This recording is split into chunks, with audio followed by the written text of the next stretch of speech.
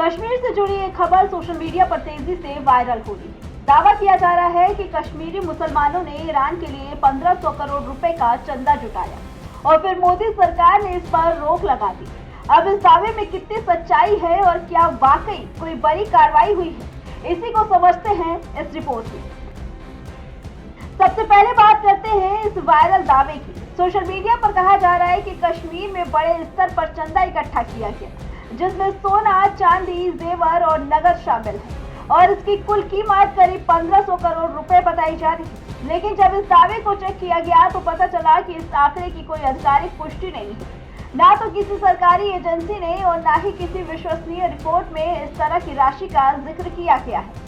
हालांकि ये जरूर सामने आया है कि कश्मीर के कुछ इलाकों में खासकर शिया समुदाय के बीच ईरान और लेबनान के समर्थन में सीमित स्तर पर चंदा इकट्ठा किया गया। ये कोई नई बात नहीं है, क्योंकि धार्मिक या मानवीय आधार पर इस तरह की अपीलें पहले भी होती रही हैं। अब बात करते हैं सबसे अहम हिस्से की। क्या इस चंदे को ईरान भेजा जा सकता है? भारत में विदेशी लेन देन और चंदा भेजने के लिए सख्त नियम है।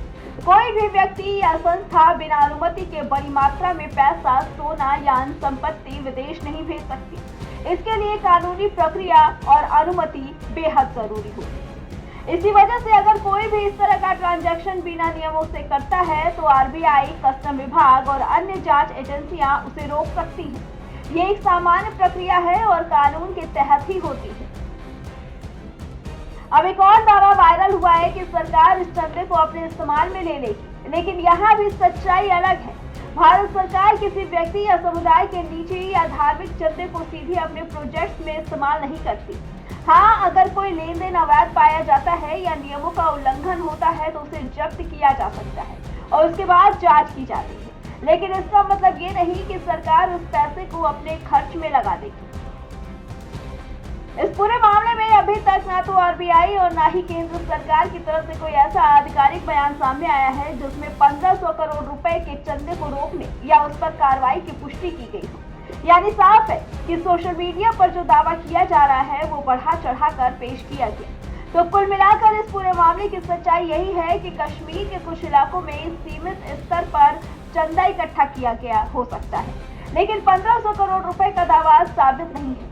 साथ ही सरकार की तरफ से भी ऐसी किसी बड़ी कार्रवाई की आधिकारिक पुष्टि नहीं हुई।